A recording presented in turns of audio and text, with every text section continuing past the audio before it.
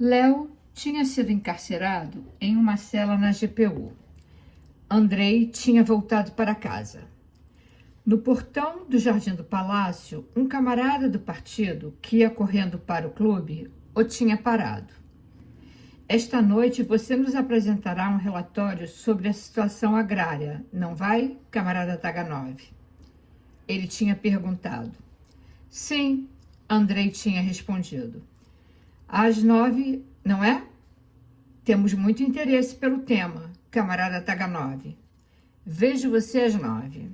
Sim, Andrei tinha respondido. Tinha atravessado lentamente a neve espessa do jardim, subido a longa escadaria até seu cômodo escuro. Uma janela do clube foi acendida no palácio e projetou um quadrado amarelo no chão. Andrei tirou seu chapéu, sua jaqueta de couro, sua pistola. Ele ficou de pé junto à lareira, ajeitando pedaços de carvão com a ponta do pé. Jogou um pedaço de lenha grande às brasas e acendeu um fósforo. Ele se sentou sobre uma caixa junto ao fogo, suas mãos soltas sobre seus joelhos, suas mãos e sua testa rosadas na escuridão. Ouviu passos no átrio do lado de fora e depois uma mão batendo bruscamente na porta. Não a tinha fechado, a porta com chave. Então ele disse, entre. Kira entrou. A porta bateu atrás dela e ficou na entrada do cômodo. Ele não conseguia ver os olhos dela na escuridão. Sombras negras tinham engolido seus olhos e testa, mas o brilho vermelho iluminava sua boca, e sua boca estava aberta, frouxa, violenta. Ele se levantou e ficou de pé em silêncio, olhando para ela. Então, ela se dirigiu a ele ferozmente. O que você fará a respeito? Ele disse lentamente. Se eu fosse você, sairia daqui. Ela se apoiou no arco da porta, perguntando, e se eu não sair? Saia daqui, repetiu ele. Ela arrancou seu chapéu e o atirou de lado, tirou seu casaco e o deixou cair no chão. Saia daqui, sua... Puta? Ela terminou a frase por ele. Que bom. Só queria garantir que você sabe o que eu sou. Ele perguntou. O que você quer? Não tenho nada a lhe dizer. Mas eu sim. E você vai ouvir. Então, você me pegou, não é, camarada Taganov? E agora? Vai ter a sua vingança? Você chegou com seus soldados, com uma pistola no quadril, o camarada Taganov da GPU, e o prendeu. E agora vai usar toda a sua influência, toda a sua grande influência no partido para garantir que o levem para o pelotão de fuzilamento, não vai? Talvez, inclusive, solicitará o privilégio de dar a ordem de disparo. Vá em frente. Tenha sua vingança. E esta é a minha. Não vou suplicar por ele. Não tenho mais nada a temer. Mas pelo menos eu posso falar. E vou falar. Tenho tanto a dizer a você, a todos vocês, e me mantive em silêncio por tanto tempo, que isso vai me estraçalhar. Não tenho nada a perder, mas você sim. Ele disse. Não acha que isso é inútil? Por que falar qualquer coisa? Se tem alguma desculpa a oferecer. Ela riu. Era um riso humano e não soava humano. E não soava como um riso. Seu idiota, estou orgulhosa do que fiz. Ouça-me, não me arrependo. Então você acha que eu te amava? Eu te amei, mas fui infiel. Ademais, como a maioria das mulheres. Pois bem, ouça, tudo que você foi para mim, você e seu grande amor, e seus beijos, e seu corpo, tudo que isso significou foi um maço de notas novas, brancas, quadradas, de 10 rublos, com uma foice e um martelo impressos no canto. Sabe para onde foram aquelas notas? Para um sanatório de tuberculosos na Crimeia. Sabe o que foi pago com elas?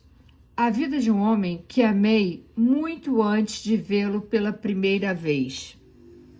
A vida de um corpo que possuiu o meu muito antes que você sequer o tocasse, e agora está preso em uma de suas celas e será fuzilado.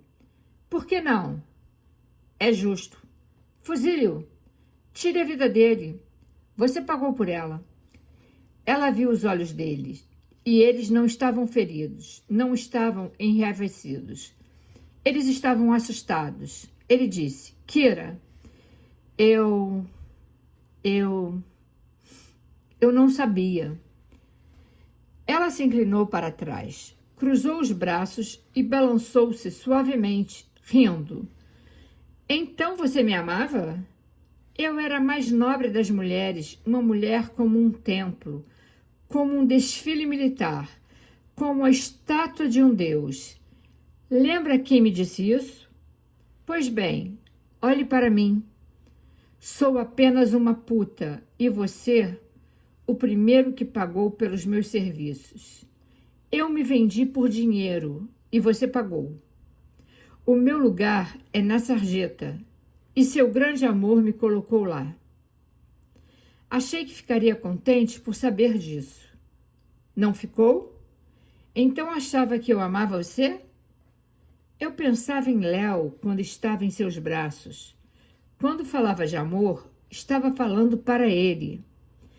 Todo beijo que recebeu, toda palavra, toda hora foi dada a ele, por ele.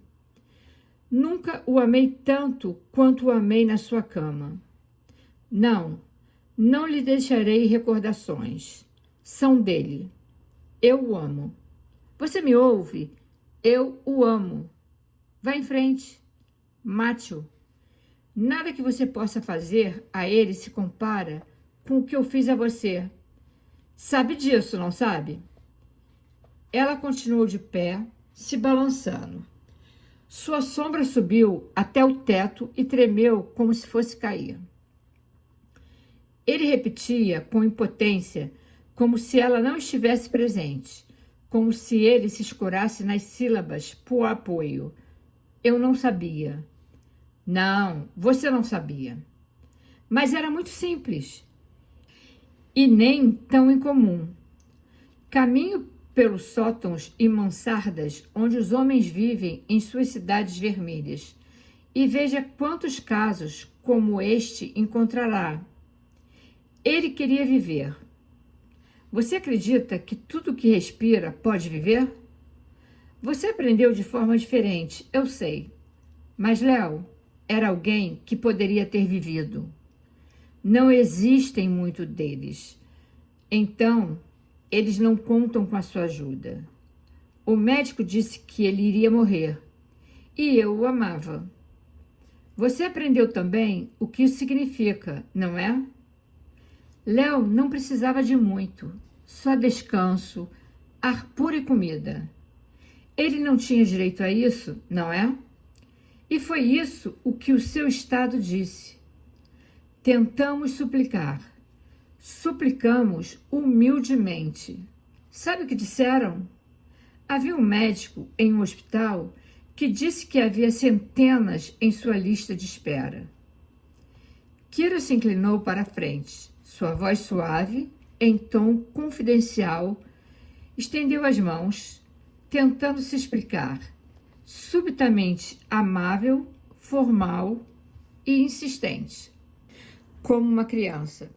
Seus lábios suaves e um pouco desconcertados, mas seus olhos estavam fixos, e neles havia apenas um terror que não pertencia a um cômodo onde vivem seres humanos, mas a um necrotério. Veja, você precisa compreender isso minuciosamente. Ninguém compreende, ninguém vê isso, mas eu sim, e não consigo evitar. Eu vejo e você também deve vê-lo. Compreende? Centenas, milhares. Milhões de quê? De estômagos e cabeças e pernas e línguas e almas. E nem importa se eles se encaixam, apenas milhões, apenas carne humana. E eles, isso tem sido registrados e numerados, sabe, como latinhas na prateleira de um comércio. E me pergunto se têm sido registrados por pessoa ou por peso. E eles tiveram a oportunidade de continuar vivendo, mas não Léo. Ele era só um homem. Para vocês, todas as pedras são paralelepípedos. E os diamantes, eles são inúteis, porque brilham muito ao sol, incomodam os olhos e são muito duros sob os cascos que marcham em direção ao futuro proletário. Vocês não pavimentam estradas com diamantes. Eles podem ter outros usos no mundo, os quais vocês nunca descobrirão. É por isso que o sentenciaram à morte, e outros como ele, uma execução sem um pelotão de fuzilamento. Havia um grande comissário e eu fui vê-lo. Ele me disse que 100.000 trabalhadores tinham morrido na Guerra Civil. Então, por que não poderia um aristocrata morrer? Frente à União das Repúblicas Socialistas Soviéticas? E o que é a União das Repúblicas Socialistas Soviéticas comparada a um homem? Mas essa não é uma pergunta para você responder. Sou grata a esse comissário. Ele me deu permissão para fazer o que fiz. Não o odeio. Você sim deveria odiá-lo. O que eu estou fazendo com você, ele o fez primeiro. Ele ficou de pé, olhando para ela. Não disse nada, não se moveu, não tirou seus olhos dos dela. Ela se aproximou dele, cruzando as pernas, com uma lenta e vacilante deliberação, jogando seu corpo para trás. Ficou olhando para ele, seu rosto repentinamente vazio e calmo, seus olhos como fendas, sua boca uma fina incisão em uma carne sem cor. Ela falava e a ele parecia que a boca dela não se movia, que as palavras escorriam entre seus lábios fechados e que sua voz dava medo, porque soava demasiado tranquila e natural. Essa é a questão, você sabe, não sabe? Por que um aristocrata não pode morrer perante a União das Repúblicas Socialistas Soviéticas? Você não entende, não é? Você e seu grande comissário e milhões de outros como você, como ele. É isso que trouxeram ao mundo essa questão e sua resposta a ela. Um grande presente, não é? Mas um de vocês já foi pago. Eu paguei. Em você e para você. Toda a tristeza que seus camaradas trouxeram ao mundo. Está satisfeito, camarada Andrei Taganov, com o Partido Comunista? Se vocês nos ensinaram que a nossa vida não é nada frente à do Estado, então, quem está sofrendo na verdade? Se eu lhe trouxe o último inferno do desespero, então, por que você não diz que a própria vida de uma pessoa na verdade não importa? A voz dela estava se elevando como um chicote, açoitando-o ferozmente em ambas as bochechas. Você amou uma mulher e ela jogou o seu amor na sua cara. Mas as minas proletárias na bacia do Dom produziram 100 toneladas de carvão no mês passado. Havia 2 altares e percebeu repentinamente que em um estava uma prostituta e no outro o cidadão Morozov? Mas o Estado proletário exportou 10 toneladas de trigo no mês passado. Caíram todos os pilares de sua vida? Mas a República Proletária está construindo uma nova central elétrica no Volga. Por que você não sorri e canta odes ao trabalho duro do coletivo? Ainda está lá o seu coletivo. Vá e junte-se a ele. Alguma coisa realmente aconteceu com você. Não é nada mais que um problema pessoal de uma vida privada, do tipo com que só o falecido velho mundo poderia se preocupar, não é? Você não tem nada de maior. Maior é a palavra que seus camaradas usam. Pelo que viver? Ou tem, camarada Taganov? Ele não respondeu. Ela estendeu seus braços e seus peitos ficaram marcados sobre o vestido. Estava ofegante e ele pensou que podia ver todos os músculos do corpo dela. Um corpo feminino em uma última convulsão de raiva. Ela gritou. Agora olhe para mim. Dê uma boa olhada. Eu nasci e sabia que estava viva e sabia o que queria. O que você acha que está viva em mim? Por que você acha que estou viva? Porque tenho um estômago e como e digiro a comida? Porque respiro e trabalho e produzo mais comida para digerir? Ou porque sei o que quero e aquilo que sabe como querer? Não é a própria vida? E quem, nesse maldito universo, pode me dizer por que razão eu deveria viver por qualquer coisa que não aquilo que quero? Quem pode responder a isso com sons humanos que falam em nome da razão humana? Mas vocês tentaram nos dizer o que devemos querer. Chegaram como um exército solene para trazer uma nova vida aos homens. Arrancaram deles essa vida sobre a qual não sabiam nada, de suas entranhas, e lhes disseram o que ela tinha que ser. Tiraram deles todas as horas, todos os minutos, todos os nervos, todos os pensamentos nos cantos mais remotos de suas almas, e lhes disseram o que tinham que ser. Chegaram e proibiram a vida aos que vivem. Conduziram-nos todos a um porão de ferro e fecharam todas as portas hermeticamente, nos deixando sem ar, até que os vasos sanguíneos de nossos espíritos se rompessem.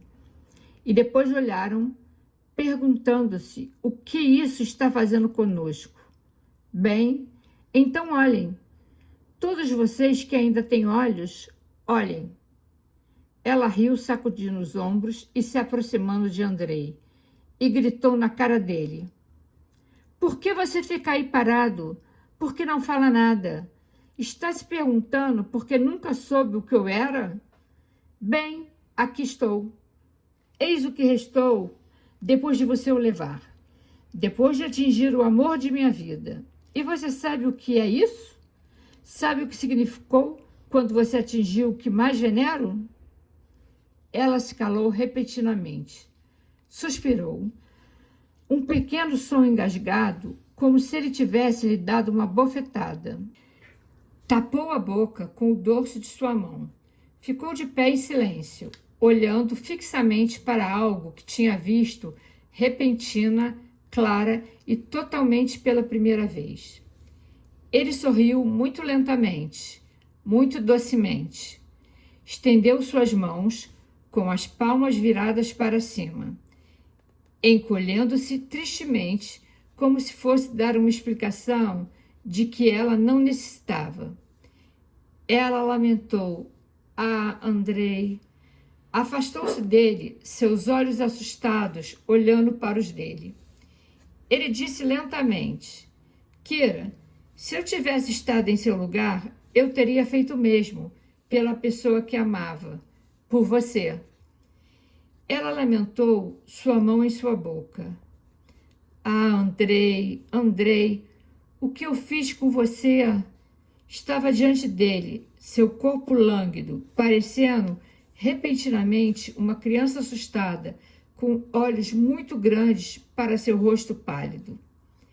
Ele se aproximou dela, tirando sua mão de sua boca, e a manteve em seus dedos firmes. Ele disse, e suas palavras eram como os passos de um homem fazendo um grande esforço para continuar a andar. Você me fez um grande favor ao vir aqui e me contar o que me contou. Porque, veja, Você me devolveu algo que eu pensava ter perdido. Você ainda é o que eu pensava que fosse. Mais do que pensava que fosse. Só que não é nada que tenha feito contra mim. Foi o que teve que sofrer. E eu lhe causei todo esse sofrimento. E todos esses momentos foram para você. Para você. Sua voz falhou. Depois, sacudiu a cabeça e sua voz era tão firme como a de um médico. Ouça, criança, não falemos mais. Quero que fique calada por um tempo. Muito calada. Inclusive, calada por dentro, entende? Não pense. Tente não pensar. Você está tremendo. Você tem que descansar. Aqui.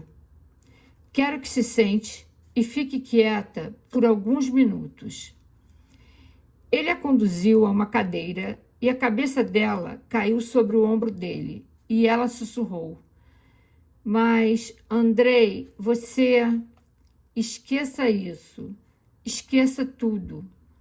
Tudo ficará bem. Só fique quieta e não pense. Ele a levantou cuidadosamente e a sentou em uma cadeira junto à lareira. Ela não resistiu. Seu corpo estava frouxo. Seu vestido estava acima de seus joelhos. Ele viu as pernas de Kira tremendo.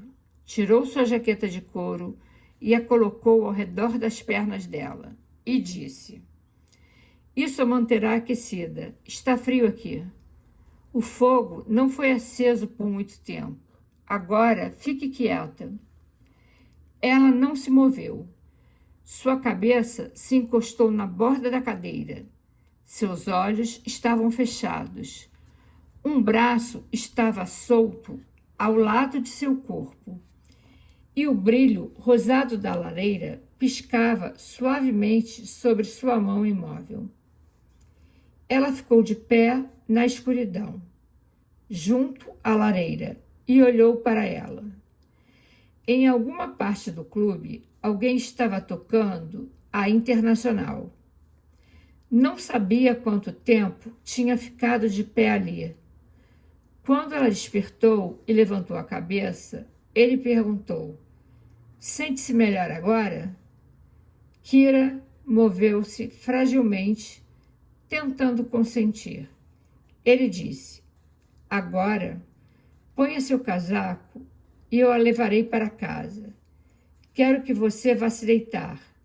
Descanse e não pense em nada. Ela não resistiu. Sua cabeça inclinou. Ela viu os dedos dele fechando seu casaco. Então, ergueu sua cabeça e seus olhos olharam para os dele. Seus olhos sorriram para ela em um entendimento silencioso, como tinham sorrido nas primeiras vezes em que se viram no instituto. Ele a ajudou a descer a longa e congelada escadaria, chamou um trenó no portão do jardim e informou o endereço da casa dela, a casa de Léo. Ele abotoou a manta de pele sobre os joelhos dela e seu braço a segurou enquanto o trenó se movia. Foram em silêncio. Quando o trenó parou, ele disse: Agora quero que você descanse por alguns dias. Não vá a lugar nenhum. Não há nada que você possa fazer. Não se preocupe com ele. Deixe isso comigo. A neve estava acumulada no canto da calçada. Ele a pegou em seus braços e a carregou até a porta e subiu as escadas. Ela sussurrou e não houve nenhum som, mas ele viu os movimentos de seus lábios. Andrei, ele disse, tudo ficará bem. Ele voltou para o trenó sozinho. Deu ao condutor o endereço do clube do partido, onde seus camaradas estavam esperando por um relatório sobre a situação agrária. Vocês nos prenderam hermeticamente, nos deixando sem ar, até que os vasos sanguíneos de nossos espíritos se rompessem. Vocês carregaram sobre seus ombros um peso que os ombros de ninguém jamais carregaram. Disseram que vosso fim justifica vossos meios. Mas vosso fim, camaradas, qual é o vosso fim? O presidente do clube bateu em sua mesa com seu martelo. Camarada Taganov, peço que respeite as regras, gritou ele. Restrinja seu discurso ao relatório sobre a situação agrária. Uma onda de movimento se propagou em meio a cabeças amontoadas, percorrendo a sala longa e escura. E sussurros surgiram, e em algum lugar da última fileira, alguém soltou uma gargalhada. Andrei Taganov estava na tribuna. A sala estava escura. Havia uma única lamparina acesa sobre a mesa do presidente. A jaqueta de couro negra de Andrei se fundia com a parede negra atrás dele. 3 pontos brancos se destacavam, brilhando no escuro. Suas 2 longas e finas mãos e seu rosto. Suas mãos moviam-se lentamente sobre um vazio negro. Seu rosto tinha sombras negras em suas órbitas, nos vãos de suas têmporas. Ele disse, sua voz enfadonha, como se não pudesse ouvir suas próprias palavras. Sim, a situação agrária, camaradas. Nos últimos 2 meses, 26 membros do partido foram assassinados nos distritos rurais da periferia. 8 clubes foram incendiados. 3 escolas e um armazém da fazenda comunitária também. O elemento contra-revolucionário dos acumuladores dos vilarejos precisam ser eliminados sem piedade. O nosso chefe de Moscou cita o exemplo do vilarejo Petrovishno, onde, frente à recusa de entregar os seus dirigentes, os camponeses foram postos em fila e 1/3 deles foi fuzilado, enquanto os outros ficavam esperando. Os camponeses tinham prendido 3 comunistas da cidade no clube de Lenin local, tapado as janelas pelo lado de fora e incendiado a casa. Eles ficaram vendo a casa queimar e cantaram, pois daí não ouviam os gritos. Eram bestas selvagens, eram bestas à solta, bestas enlouquecidas pela miséria.